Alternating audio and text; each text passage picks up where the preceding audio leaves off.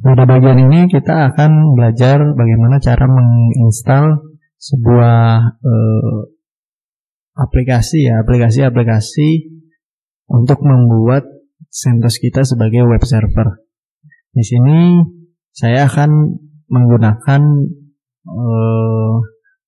Apache sebagai web servernya, kemudian PHP sebagai server side scriptingnya, kemudian untuk database-nya saya menggunakan MariaDB. MariaDB merupakan versi open source dari MySQL ya, karena saat ini MySQL sudah dibeli oleh Oracle. Dan sebagai tambahan saya juga nanti akan menginstalkan PHPMyAdmin sebagai tools untuk mengedit MariaDB server secara web base. Oke, pertama-tama di sini kita install terlebih dahulu HTTPD sebagai web server ya. Kita install saja, kemudian yes. Tunggu hingga proses downloadnya selesai. Setelah terinstall, kita perlu menjalankan service dari HTTPD ini serta membuat service HTTPD-nya auto start. Bisa dengan mengetikkan perintah berikut. Kita jalankan terlebih dahulu. Kemudian kita enable agar service HTTPD berjalan setiap komputer nyala. Kita bisa cek status dari service HTTPD. Jika muncul tampilan aktif, berarti web server Apache kita telah berjalan. Lalu selanjutnya kita perlu membuka port HTTP atau port 80 agar bisa diakses oleh klien.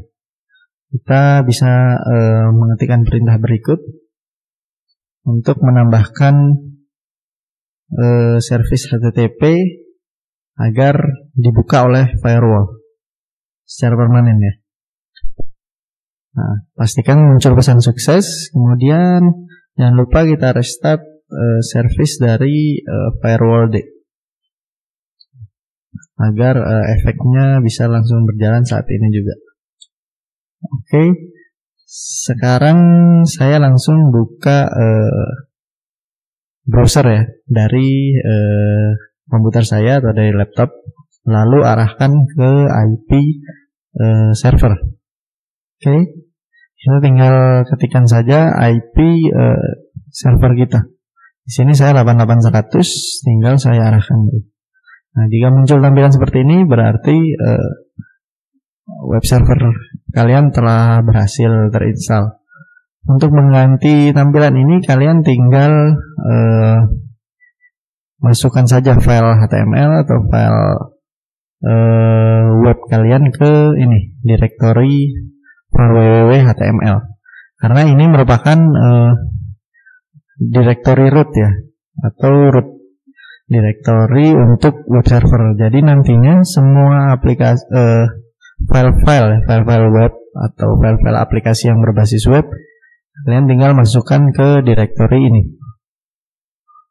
Sebagai contoh di sini saya coba untuk membuat satu file index HTML ya, untuk mengganti tampilan default ini.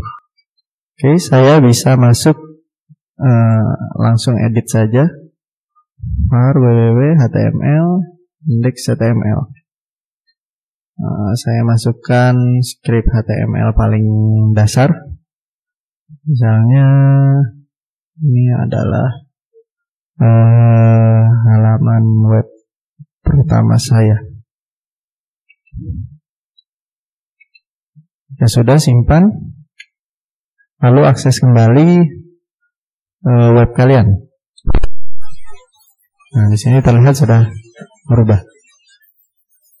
Jika kalian ingin memasukkan file ke server ya, kalian bisa gunakan SCP sebagai service untuk mengirim file antara klien dengan server.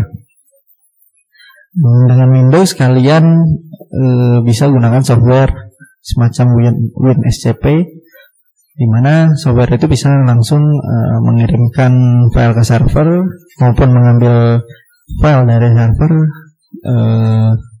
secara drag and drop saja. Jadi sangat mudah. Tapi tentunya kalian harus memiliki pengetahuan untuk masalah ownership atau permission, dan juga pengetahuan tentang perintah-perintah dasar terminal. Untuk mendapatkan hal tersebut tidak akan di-cover di tutorial ini.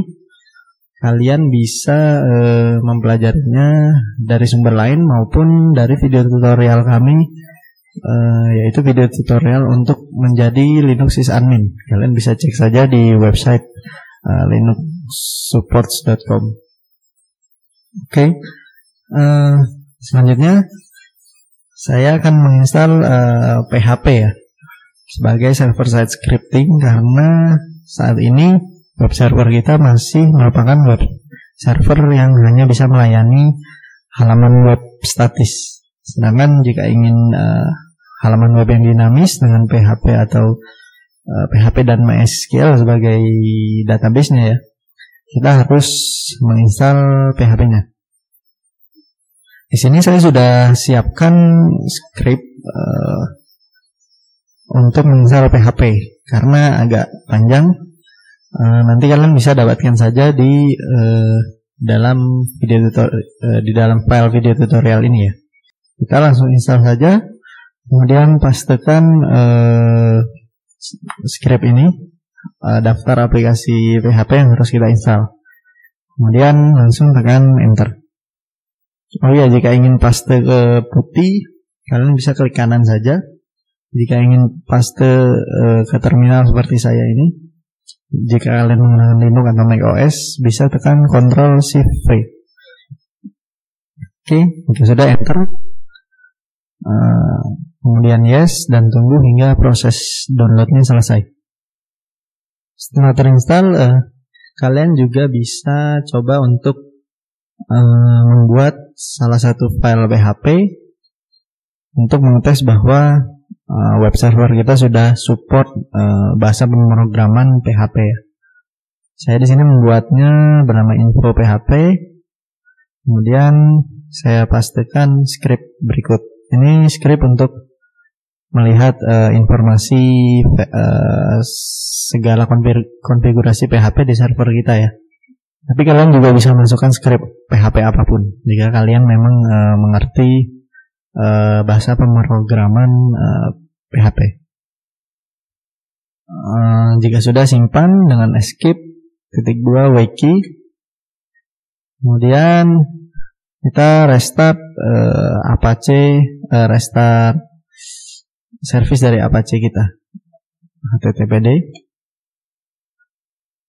Kemudian akses kembali melalui web browser dengan mengakses IP server /info.php. Nah, jika muncul tampilan seperti ini, berarti server kalian sudah berhasil terinstall PHP. Untuk selanjutnya kita akan menginstalkan database ya. Database ini merupakan salah satu aplikasi yang sering digunakan oleh programmer karena untuk membuat website yang dinamis tentunya memerlukan database. Di sini kita langsung install saja MariaDB server karena MySQL sudah dibeli oleh Oracle. Oleh karena itu CentOS sudah mengganti semua paket MySQL menjadi MariaDB. Setelah terinstall, jangan lupa untuk menjalankan service MariaDB dan juga membuatnya auto start ya. Kemudian kita perlu menjalankan perintah berikut untuk memberikan MariaDB kita password untuk user rootnya. Sini masukkan saja password untuk root MariaDB kalian. Bisa sama, bisa juga kalian bedakan. Tapi jika kalian nanti ingin membuatnya di server yang asli, sangat saya sarankan untuk membedakan password root MySQL ini. Maaf, ini yang pertama kita langsung enter saja karena ini kita diminta untuk memasukkan password root MySQL yang saat ini. Jadi karena kosong kita langsung enter saja. Sepertinya saya sudah terketik, dihapus dulu dan enter. Oke. Jika set root password, tekan Y, masukkan passwordnya 2 kali. Remove anonymous user, yes saja. Disallow root login remotely, yes. Ini untuk pengamanan. Ini juga yes saja. Terakhir. Kemudian restart kembali service dari MariaDB.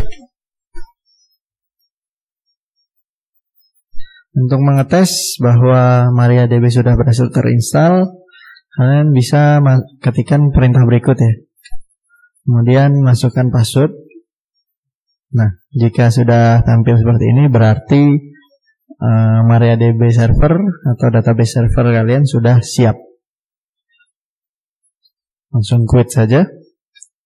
Yang terakhir, kita akan menginstal paket phpMyAdmin untuk sebagai tools mengedit MariaDB ya, melalui tampilan web. Langsung install saja phpMyAdmin. M-nya besar ya.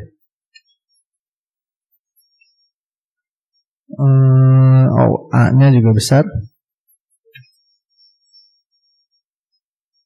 Langsung yes saja dan tunggu hingga prosesnya selesai. Oke, setelah phpMyAdmin terinstall, ada sedikit yang perlu kita konfigurasi, yaitu di file berikut ya.